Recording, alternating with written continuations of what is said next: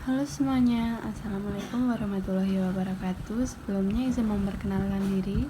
Kita dari kelompok 6 beranggotakan Rida Dias Panatas, NIM 2208101154, Nadia Iva El Salwa 2208102117, Andika Satya Pratama 2208102226, Dewi Sahana 2208102488, Haris Irsyad Mahendra 2208102252, Arsi Sulistiana 2208100722. Kali ini kita akan bahas tentang prasangka. Pengertian prasangka. Prasangka adalah sikap terhadap anggota tertentu semata-mata berdasarkan keanggotaan mereka dalam kelompok tersebut.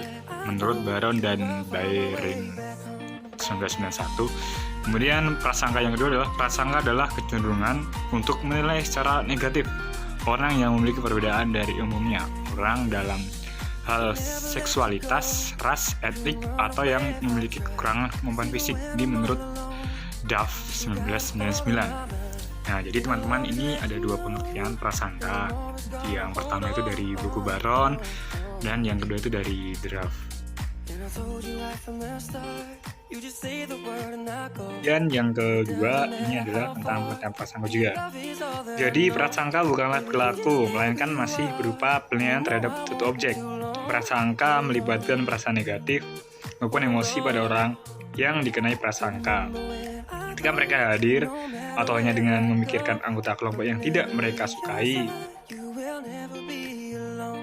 Selanjutnya, prasangka akhirnya akan menyebabkan seorang cenderung untuk berperilaku secara negatif terhadap objek prasangka.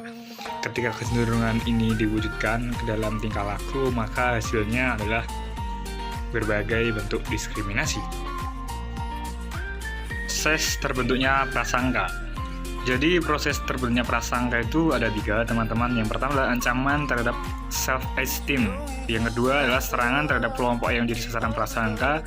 Kemudian yang ketiga adalah self-esteem dipulihkan. Nah, jadi ketiga yang saya bacakan tadi di atas adalah proses terbentuknya prasangka. Alasan individu memiliki prasangka. Jadi alasan pertama individu memiliki prasangka adalah dengan prasangka mereka dapat meningkatkan citra diri mereka sendiri. Dengan prasangka dan dapat dan memandang rendah kelompok lain yang dipandang negatif. Hal ini membuat mereka merasa superior dan yakin dengan diri sendiri. Kemudian yang kedua, alasan kedua, karena dengan berprasangka kita dapat menghemat usaha kognitif.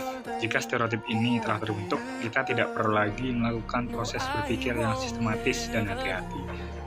Mengapa? Karena kita memiliki kecenderungan kuat untuk melakukan self-esteem dan menghemat usaha mental, sehingga kita tidak perlu bekerja terlalu keras untuk berpikir secara hati-hati dan sistematis. Yang terakhir adalah teknik mengurangi prasangka. Yang pertama, berbagi pola asuh anak. Yang kedua, meningkatkan kontrak kerja antar kelompok. Yang ketiga kategorisasi ulang. Dan yang terakhir adalah mengabaikan stereotip.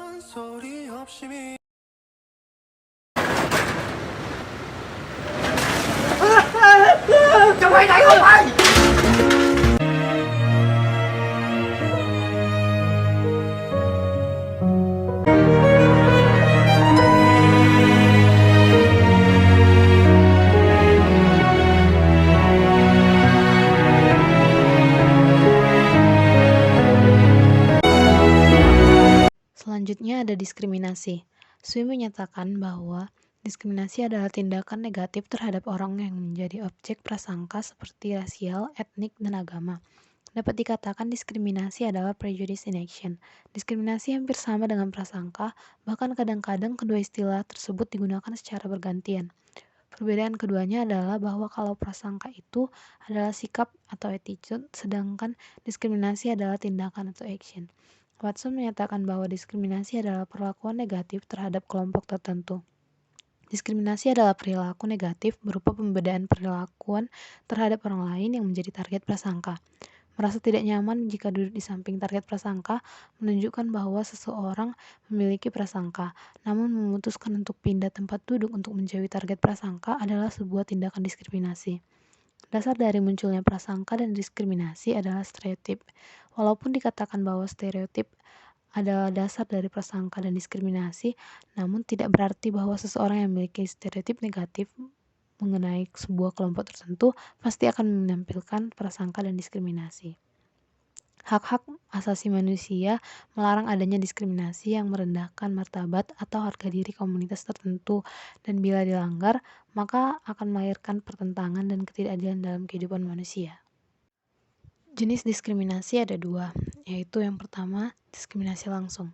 Diskriminasi langsung adalah bentuk perlakuan diskriminatif di mana hukum, peraturan, atau kebijakan ditetapkan dengan mencantumkan ciri-ciri tertentu secara jelas, misalnya agama, ras, etnis, jenis kelamin, kondisi fisik, sehingga sebagian orang tidak dapat kesempatan yang sama. Contohnya perlakuan pemerintah dan masyarakat Indonesia terhadap etnis Tionghoa, di mana setiap aturan perekrutannya selalu menyertakan syarat warga negara asli. Yang kedua, ada jenis diskriminasi tidak langsung. Diskriminasi tidak langsung terjadi saat peraturan yang bersifat netral menjadi diskriminatif saat diterapkan di lapangan. Contohnya perlakuan perawat dan penyedia layanan kesehatan di rumah sakit yang lebih ramah terhadap pasien yang lebih kaya dan akan berbeda perlakuannya terhadap pasien yang miskin.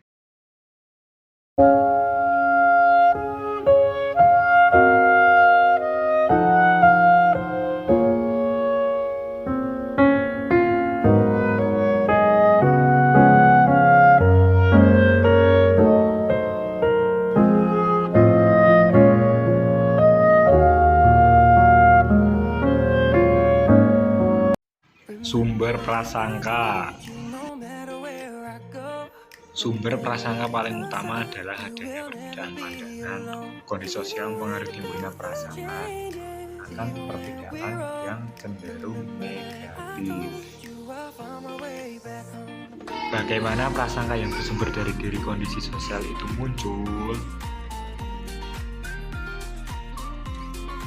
Konflik langsung antar kelompok. 1. Kompetisi sebagai sumber prasangka. 2. Sumber kognitif prasangka. 1. Kompetisi sebagai sumber prasangka. Prasangka muncul di antara persaingan antar kelompok atau individu yang merebutkan hal sama. Mereka memandang satu sama lain sebagai musuh sehingga menimbulkan pandangan negatif satu sama lain. Sumber kognitif prasangka. Sebagian sumber prasangka berasal dari aspek dasar kognisi sosial, yaitu kita berpikir tentang orang lain, menyimpan serta menginterpretasikan tentang mereka, dan kemudian kita mengambil kesimpulan serta menilai mereka atas dasar pikiran kita.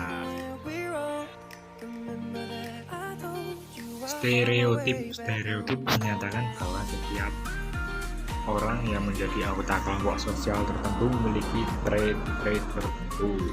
Yang kedua adalah hubungan palsu, yaitu kecenderungan melebihkan penilaian tingkah laku negatif dalam kelompok yang relatif lebih kecil sebagai hubungan ilusi. Homogenitas, kecenderungan untuk mempersepsikan orang yang menjadi bagian dari kelompok lain yang bukan kelompoknya sebagai orang yang serupa.